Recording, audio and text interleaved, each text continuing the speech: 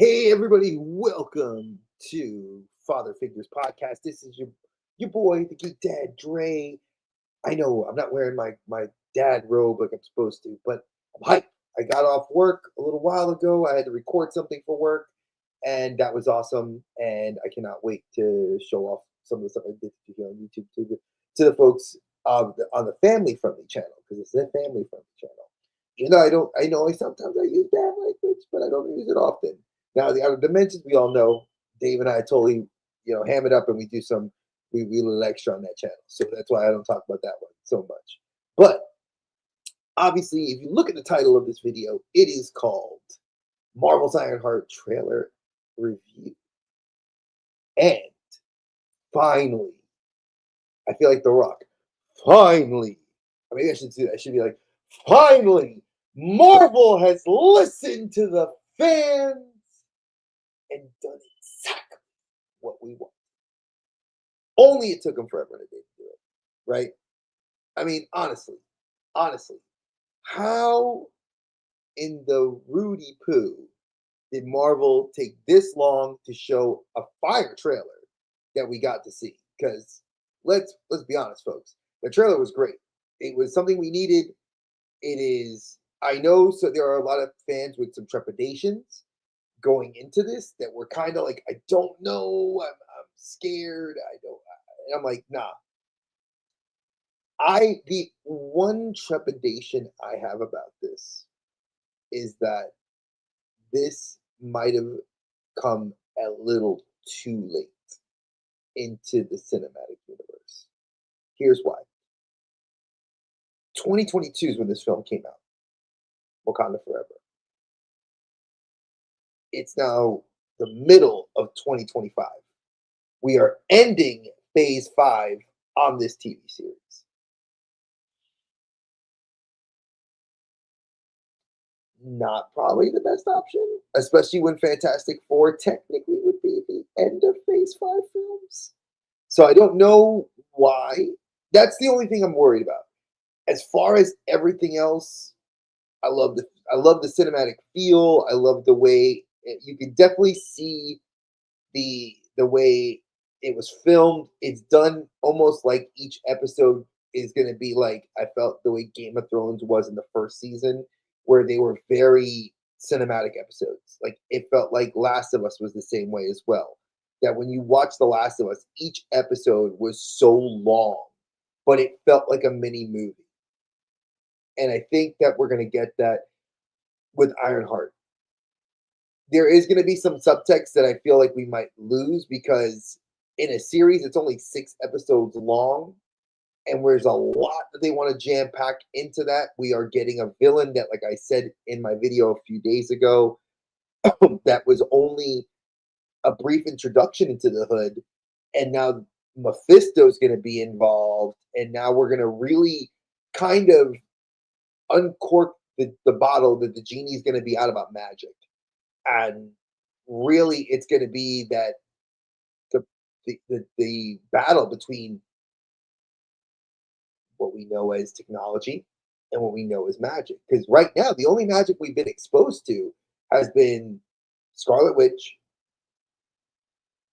Wong, Strange, Dormammu. Well, now I say that only. Like, now that's actually a lot.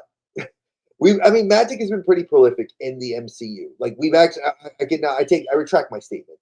Magic's been pretty prolific, but we are now going to get a villain that was not like Dormammu. Dormammu was like this unforeseen, very powerful evil entity that was eating dimensions and absorbing souls. And we're supposed to be getting him back in Strange 3. Look forward to that. But now we're going to talk about Mephisto. Like, Mephisto is the king of HE double hockey sticks, folks. We all know who he is. He's bad. He a bad man pajama. But does this mean potentially that we're going to be getting a foothold into Ghost Rider? Does that mean Hellstrom, the failed miniseries that Hulu had, that was about, the brother and sisters that were the demon hunters. Does that mean we might be able to get a rebirth of this into the MCU? I mean, we are getting War World, and we're going to be getting so much out of that. Ironheart can this is actually pretty pivotal. Like Marvel, you should have put more emphasis on this series because this is actually pretty big when you think about it. You're introducing a villain that is tied to dark magic. We've teased dark magic because of Wanda, and she had the Darkhold, which we all saw what the Darkhold did there, and we seen what the Darkhold can do if it corrupts somebody. We've seen it in the What If series, we've seen it in the movie, and we've seen it happen to Strange at the end of his film, the second film. And we know that Clea, his love interest, at least that's the way she is in the comics because she becomes Sorcerer Supreme, is going to be affected. So like, there's a lot of things that are just taken away, and that's just this. That's like from the way I'm looking at Ironheart, it's like we're not even focusing on Riri Williams at that point. You're focusing on the grander, like what this sets up.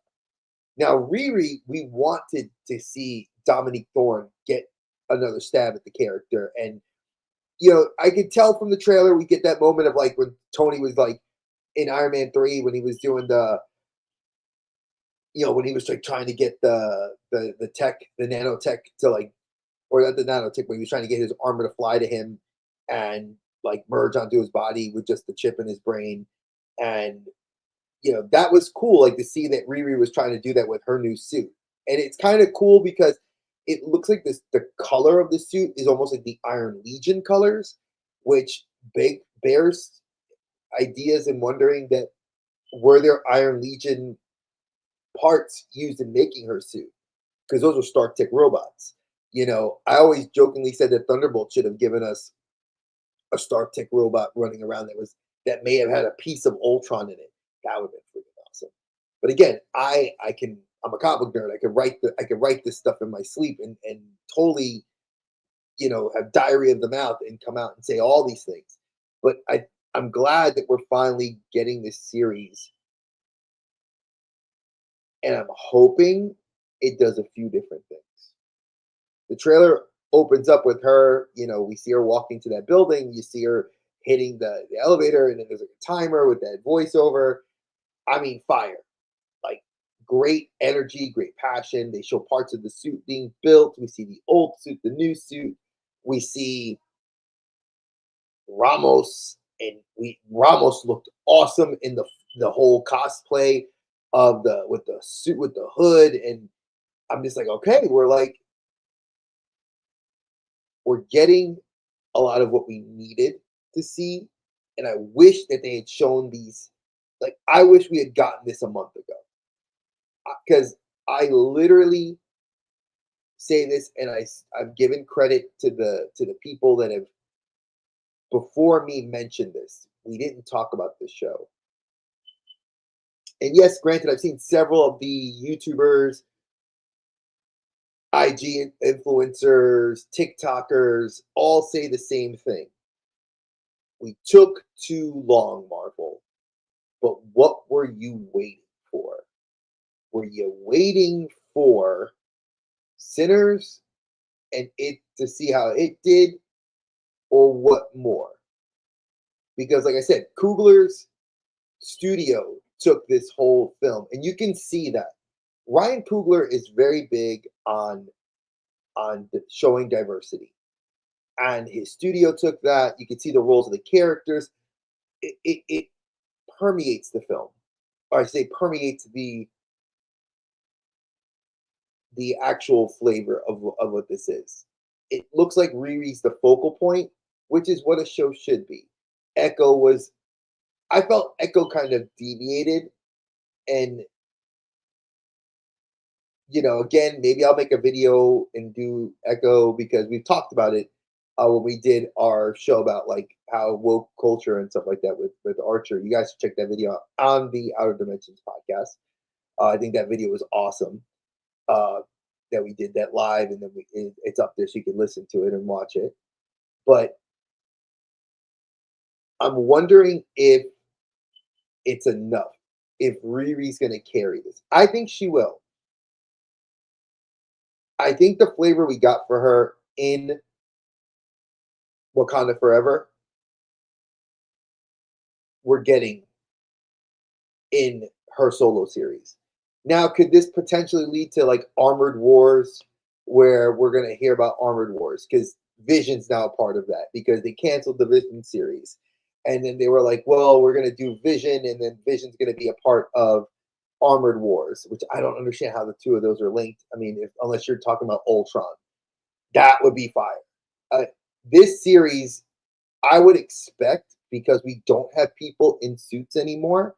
Like the only two people, or really three if you count it, would be Rhodey, Pepper, and Riri.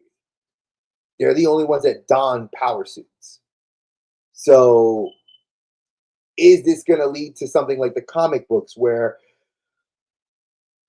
she stumbles across the Stark AI, and Stark has that kind of quasi mentor friendship that they have in the comics, like they did in her origin story?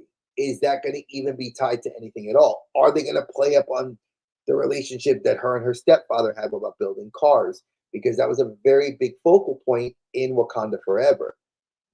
I do know that her mother's character is in here. What kind of relationship is her mother going to have in this with her? I'm actually very interested in seeing how multifaceted these episodes will be. I haven't seen anywhere if they're going to be an all six dump on the 24th, which let me see here what the calendar says about that. Oops, wrong thing.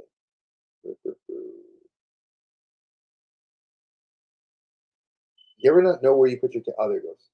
I didn't know where my calendar was. All right, June 24th is a Tuesday. So and Andor's already finished. Let's put a little pin in that for a second. Andor finished its run. I'm not going to review Andor because I have yet to watch season 2. But Andor's done. There is nothing taking the Tuesday slot for a show or series until the 24th of June. So we're now getting 46 days, 5 weeks, give or take, of nothing new coming out of Disney for Marvel, the Marvel side of Disney. So Ironheart does have a lot to live up. Already we've had Thunderbolts in the theaters. We know Fantastic Four is coming out. We know Sinners has done really well. So Coogler Studio is on a high. We know what Coogler Studio is planning to do as of CinemaCon, and we know what Marvel has to do with Ironheart. I don't know if they jam-packed too much into 6 episodes. I think Coogler will do a very good job of telling that story.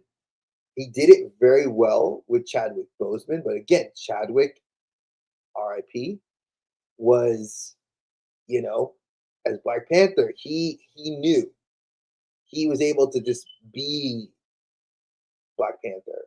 So my curiosity is piqued is, can Dominique Thorne step up and be Ironheart? Because she's got the spunk. We saw her with the Great Foil working with Riri, and obviously, the daughter Malaje and Okoye. I mean, they have a great dynamic. I'm wondering how that's going to play up. Are we going to see Kamala Khan and Kate Bishop pop in and be like, hey, we're recruiting for the Young Avengers? I mean, it's been talked about for weeks, months, that the Young Avengers have been kind of like, we know there's a bug in Disney's ear about Hulkling. We know that there's the talk about, we know that and granted, for those of you that don't know, Hulkling is a Kree. Was this? No, he's a scroll. Yeah, that's right. He's a scroll. He's a scroll that looks like Hulk, but he has like the whole chin thing going with the ridges like Thanos. Like has like not the you know what I mean. But he marries Wiccan, and they have what's called Empire in the comics. This they did about 3, 4 years ago. They did it was a great little miniseries talking about aliens that lived on the moon called the Kodal, and the Kodal were like exiled to the moon, and yeah, the mutants in Krakoa. I mean, there's a lot. Like I said, there's so much that's in this thought process, right? That I'm like, is Riri Williams really? I'm gonna say yes. I'm gonna go on the limb. I'm gonna put myself out there and say, I think Riri's gonna do a damn good job. Anthony Ramos is gonna be a damn good actor and a good foil for her as a villain. I feel like the way they've kind of just in the teaser stuff we saw today, and what I've read about what he's gonna do, I feel like he's going to be that quasi bad guy. Like he's a bad guy because we all know it in the cartoon. We saw it in What If that he's a villain, or not him, but the Hood entity that is the Hood is a villain. Now, is Ramos going to be that like I'm a good guy that or is he going to be like Benjamin Bratt, where I learned what I needed for magic to keep me good? And that's kind of the thing I'm thinking about. Like, does this mean that we're going to see Mordo show up? Because Mordo was hunting people that used magic for their own selfish gain. There's a lot of unanswered questions that the MCU has posed to us over the last 7 years. And I was talking about this with Dave, and I've talked about this with my friends and other family and people that are into the MCU. And it's something I've thought about. Why haven't we answered those questions? Are we ever going to answer those questions? You talk about magic. Doctor Strange has got to be a factor. Will Wong be a cameo appearance? He was in She-Hulk more than one episode. He was almost like the comic relief of that series. Besides She-Hulk, and then we got Charlie Cox in that, and we got Daredevil. Which apparently that's not canon to anything. So we've heard a lot of positive things about Ironheart, but I do understand that the supporters like myself and many others have our fears, have this belief that mayhaps if it doesn't get the love it deserves, it may not do really well. But at the same time, I'm like, I'm going to give it the benefit of the doubt. I'm going to say, I think you need to be putting yourself out there for this show. I think it's going to be really good. The fact that we got Andor with a Latino lead and in a major IP of Star Wars, off of probably one of the best Star Wars films I've ever watched in Rogue One. Fight me on that, folks. I will die on this hill. Rogue One, best Star Wars film, better than the originals, probably the best ever. Iron Man 1 was quintessentially a love story to comic book films. It's not identical to what the comic book character. It embodied the character in a live action world with a world that needed to understand that there was no such thing as superheroes. I mean, we all the subtext of pulling the curtains back and us finally seeing, oh crap, there's aliens up there. Oh man, there's vampires over here. Oh man, there's magic now. Oh man, there's aliens and wizards and shape-changing aliens and alternate dimensions and parallel realities and variants and heroes that can grow big or small, and like there's so much that we've learned over these years. I look forward to what Riri Williams and the potential of what the show's looking to bridge, which is, like I said a couple of days ago, it bridges that tech with the magic, which is something Doctor Doom does. I doubt Robert Downey's going to be in this. I doubt this has any major ramifications onto what Doomsday's going to do. I do hope they bring her back. I mean, in Doomsday, the actual War World, I don't remember her character being in there, but in the Dark Ages comic book line, I do remember her being in there. She was actually one of the geniuses recruited by the Krakoans, the mutants. You know, I'm really excited to see what we're gonna see. You know, there's a lot of great potential. You know, in this, and again, like you guys know, I'm looking forward to it. I like the character. I own the comic book Riri Williams Marvel Legend, which I think is my one of my favorite Iron Man suit Marvel Legends they made. That's not an Iron Man suit. Like I think the Riri Williams looks identical to her comic book. Good on ya. My second favorite would be the Ultimates Iron Man, which just came out, and that's fire. Which is actually just a reissue of the Hasbro, or I think the Toy Biz Marvel Legends, which I think is a great figure in and of itself. So I'm looking forward to seeing her. I'm looking forward to her kind of going on the Tony Stark journey. Or it's not even really the Tony Stark journey. This is her journey. This is Riri's. I'm not going to keep putting like Tony in the forefront of this. Iron Man was Tony Stark. Rescue is Pepper. War Machine is Rhodey. Ironheart's Riri. And we got to give her her flowers in that regard. And hopefully this series is that. So let's look forward to that. Now, I did say there's a caveat. If you see in the title, which I keep pointing up here because that's where the title is on my screen, it says DC Superman trailer.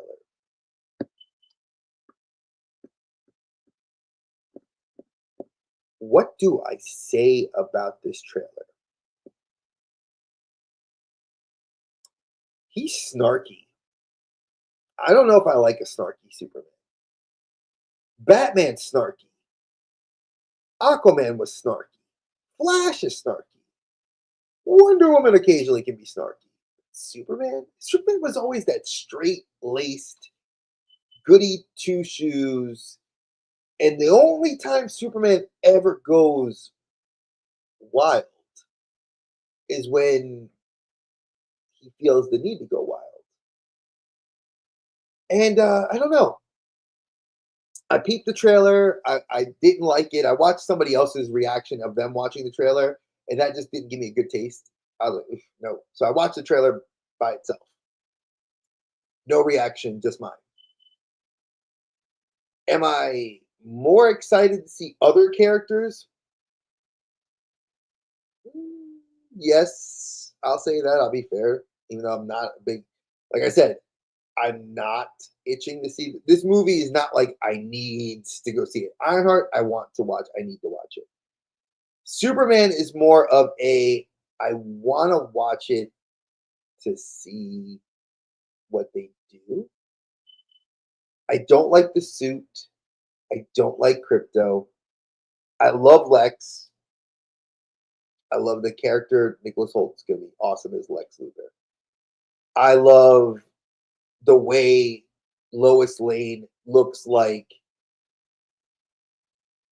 I can't remember her name from Lois and Superman and Lois on the CW. She looks like the perfect marriage between Margot Kidder, who is the original Super Lois Lane, and like that Lois from Superman, and it's Elizabeth. Oh God, why can't I remember? Let me look it up. Y'all catching me slipping, slipping. Usually your boy Dre knows his stuff. And Superman and Lois. It used to just have a button for cast. There we go. Cast. Oh God, Bitsy Tulloch. I don't know where I got Elizabeth. So Bitsy Tulloch and Margot Kidder. Like if you take them two, she looks just like them. Like she's young, she's snarky, she's got that sass to her. But Clark, the guy who plays Superman, I don't love him. I don't like him being snarky. Like, okay, Cronkite. Like Superman and Lois and Clark don't have that dynamic. Lois and Superman maybe have that dynamic of like where he could snap back at her every now and then. But even then, still, Clark, Superman, Kal-El, however the hell you want to call them, they they never really had that kind of like I'm snarky and you can like I never saw that with Superman in the animated stuff from years ago, from decades ago to the animated stuff we got recently. Jerry O'Connell doing the voice, even our boy that was in again, why Tyler Hoechlin. Tyler wasn't even a snarky Superman. He was a straight edge Superman. And he abided by the laws. Like the way this Clark is being in this trailer, and when she's interviewing him, basically he's kind of saying, I made the choice to do what I wanted to do because I don't have to answer to anybody. Which makes me feel like this is the kind of like the new gods kind of concept Superman, where I'm and I like what she said. There was something she had in the interview. She's like, Did you meet with the president?" He's like, "No." Well, who do you answer to? I don't answer to anyone. I don't need to decide anything. I did what I thought was right because I stopped the war. It felt very selfish. Like this Superman does not feel like Superman, and maybe that could be good to some of y'all that are diehard Superman fans. And I bless your heart that you guys got a Superman that you want to like. I don't. I don't understand it. Like I'm literally going to this movie to critique the movie as a film, not because I'm a Superman fan. James Gunn, nice try to take the Donner soundtrack that John Williams did and throw that in there. So like I hear it every now and then, but and I hear that again the snarky comments like, "Hey, look up here." Like there's just things that are so out of pocket that are not Superman. And I remember I've seen Archer's comments like, "Hey, Archer made it." Excuse me.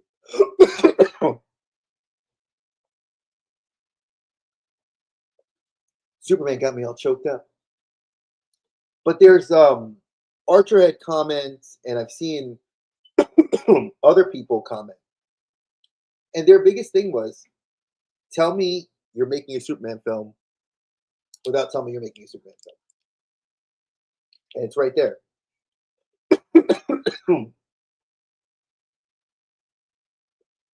Because the way he's acting is just so, as I use the word in my apropos using of the word out of pocket.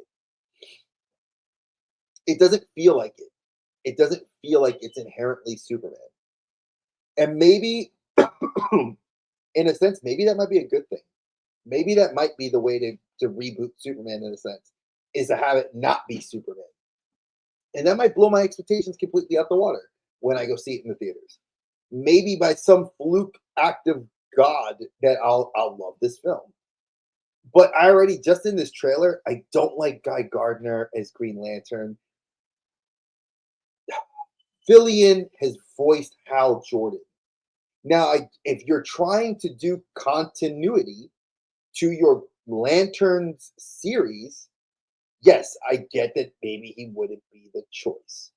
But the fact that Nathan Fillion is the rookie, a cop, and you put the ring on him, it'd be the perfect fit for him to be Hal Jordan.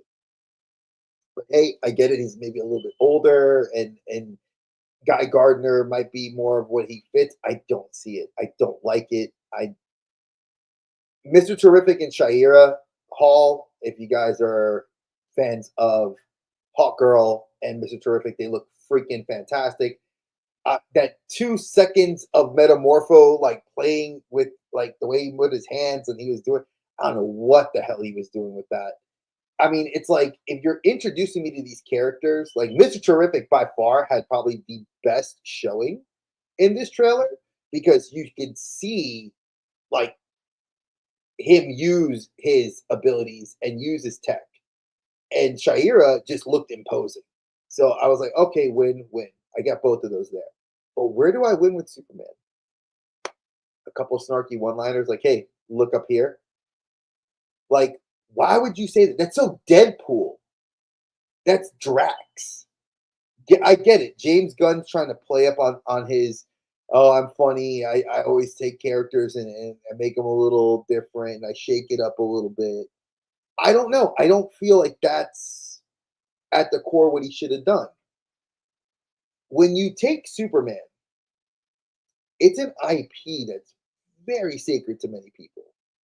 It's an IP that I grew up with. It's an IP. I grew up with Superman, Batman, as a kid, Keaton is iconically, canonically Batman, quickly followed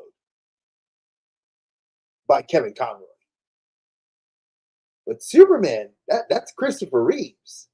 And then if I go into canon, I would give it to Tyler Hoechlin. I'd give it to Henry Cavill.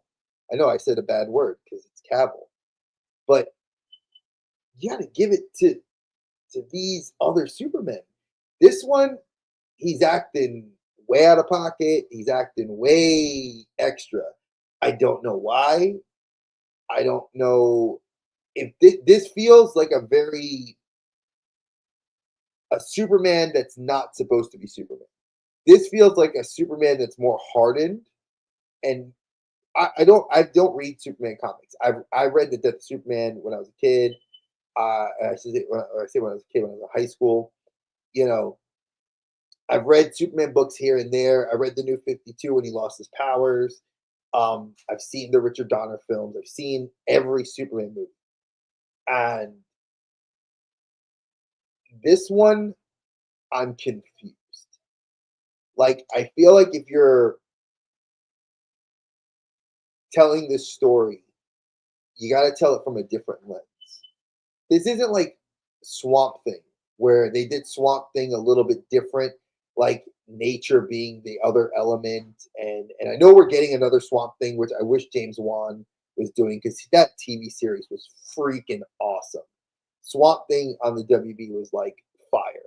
Like I'm so mad that my state had to impose all these weird taxes on them, and that's why they canceled they imposed like North Carolina for filming imposed so many taxes on them that they couldn't film anymore here, so they had to like shut down production, and that makes me mad because it's like, damn it, this was Swamp Thing was gonna be good, and Superman.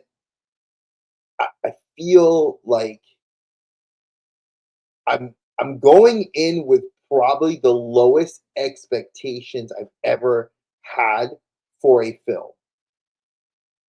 And that's weird for me. I usually try to go in with a clear mind and saying I'm looking forward to this.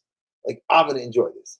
Ironheart, I'm 100% on board for. Like I'm gonna love watching Ironheart. Like I'll probably watch every single episode and be like, I'm good, done, let's rock.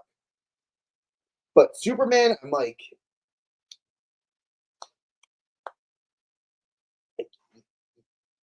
why are you doing this? Like, why are you like, dare I say, why is he being an ass? Like, I feel like he's purposefully trying to be funny when he's not. Superman reminds me of Captain America, like Steve Rogers, Captain America. Let's be specific.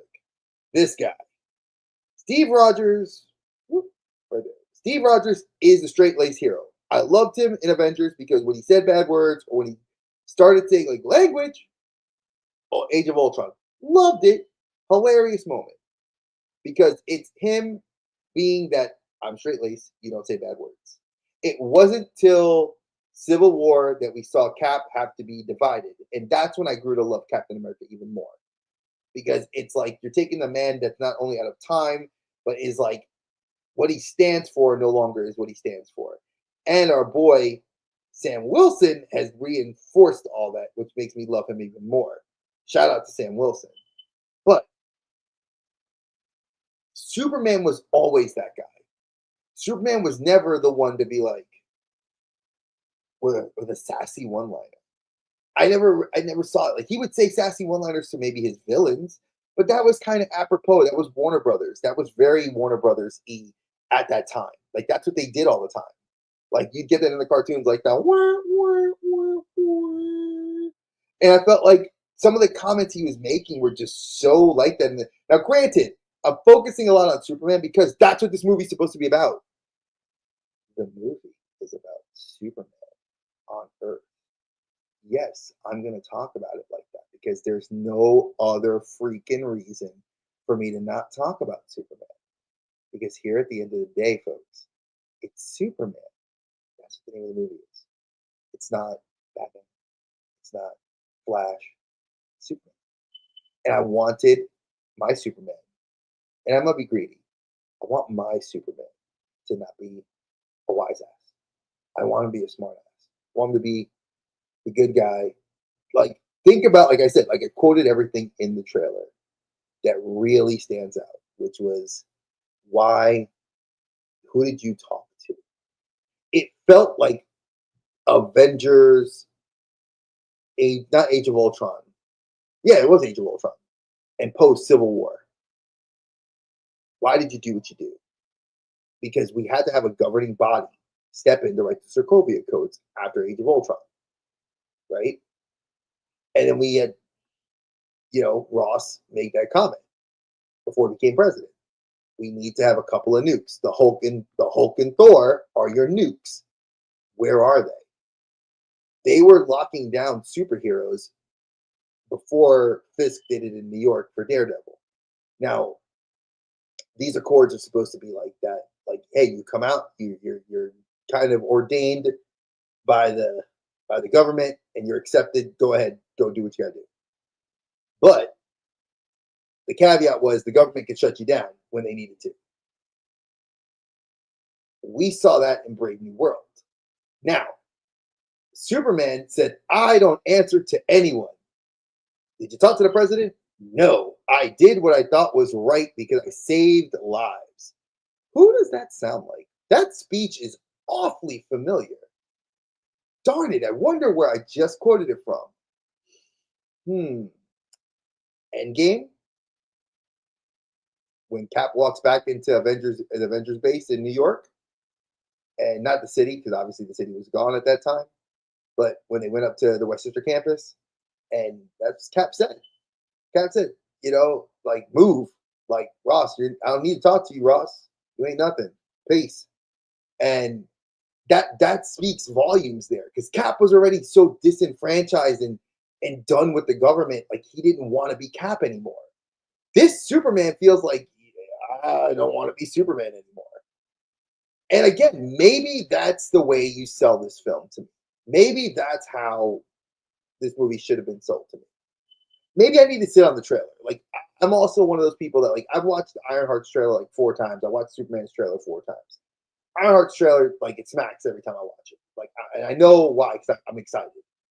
Superman, I'm having so much trepidations. Like, it's like, maybe it might be good if. We'll see. We'll see. Again, I don't like the dog. Crypto, I like from the cartoon. Crypto's like a Great Dane. Why the hell you gave me a little, like looks like a schnauzer? Give me the freaking Great Dane Crypto. Give me that dog that's brolic. A dog that looks like it'll put up a fight.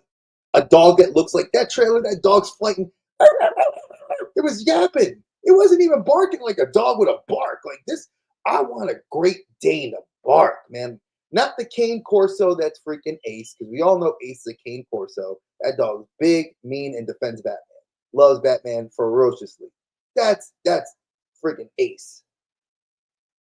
The Great Dane that's Crypto, you mean to tell me we ain't getting that? We get a little doggy that's like, oh, you have a dog. And she even makes a comment.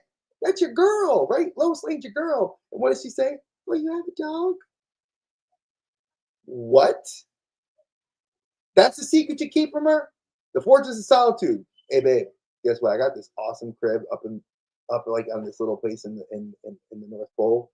It's like it's my spot. I just go to think about. I can see my parents. They no longer are here. They're just memory crystals that I could like interface with. And there's robots there. Like I can talk to them. They defend weird alien monstrosities I keep in the basement. Oh yeah, there's a dog there too. What? James Gunn. Why? Why? Why?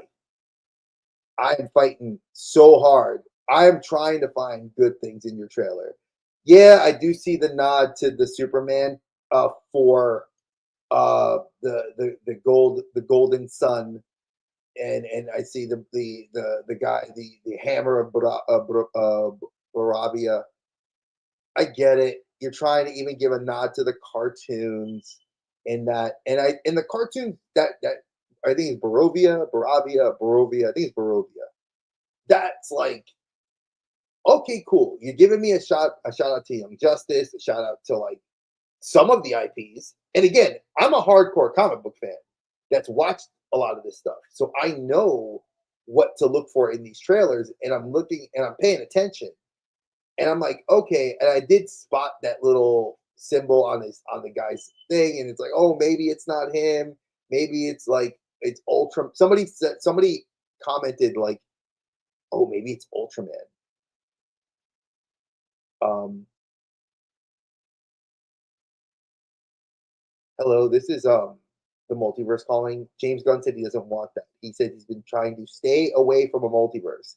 Hence why he created the Elseworlds universe of the DC Entertainment Universe. So the DCEU. We're supposed to be getting isolated incidents on different universes. Never the two will cross. That's what he has stated. He said this 2 years ago. He said this last year.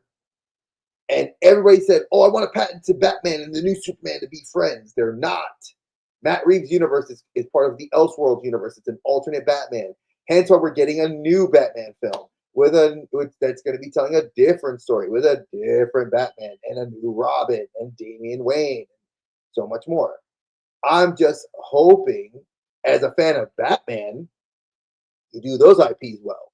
Because if this tanks, uh, no matter of Jason Momoa you cast in, no matter of trying to get Gal Gadot to come back, no matter of whoever you try to bring back to your table to discuss things, nothing's going to save the franchises except for Batman.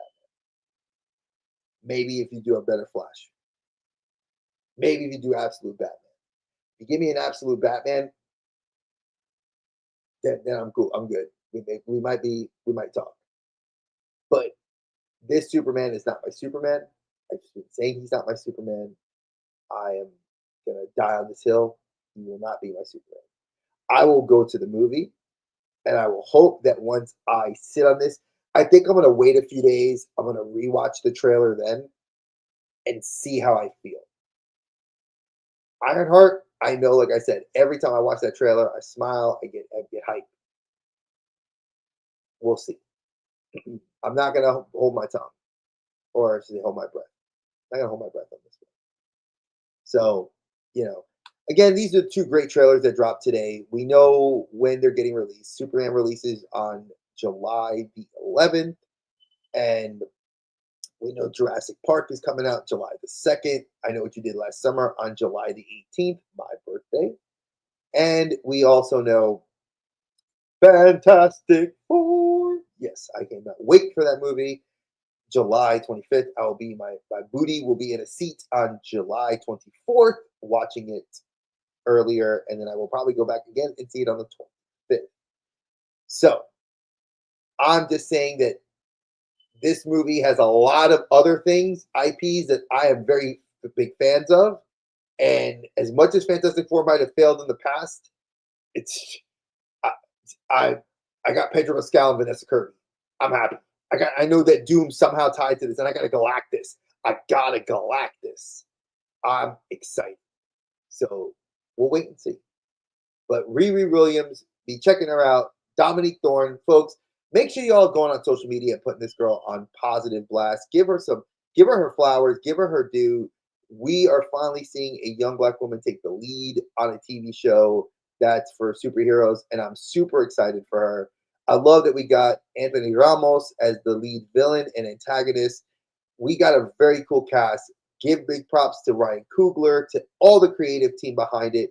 I'm going to borrow something my boy Brick Something says. You got to give credit to not only the artists and the actors, but you got to give it credit to everyone that's doing this, because this project would not exist without just the fans and without them. So I did not want to go longer than 45 minutes. I'm at 44 minutes. I hope you guys had fun watching me just rant about these trailers. And be sure to come check us out on Friday on the Outer Dimensions podcast, as Dave, myself, and Allison, the Retro Toy Princess, will be talking about TV show remakes. I'm looking very forward to this because we got some good shows out there. And I do happen to know a certain Outer Dimension brother of mine will be talking about these trailers and commenting and putting them up on his channel. The Out of Dimensions podcast is not going to be on his channel because he's Dave's Dimension. Make sure you subscribe to Dave's Dimension. Make sure you subscribe to the Out of Dimensions podcast. If you're here and you're already subscribed to my channel, awesome. Because I've been putting out fire content lately and I'm loving it. So big shout out to y'all for actually inspiring and putting light the fire behind my butt to do this. All right. And as always, my friends, I will catch y'all on the flip side. Stay geeky, y'all. Peace. Dre and Dave hit it hard in the dark, spinning tales from the void, never bark. Movie shows, they tear apart. Dimensions clash, they ignite the spark.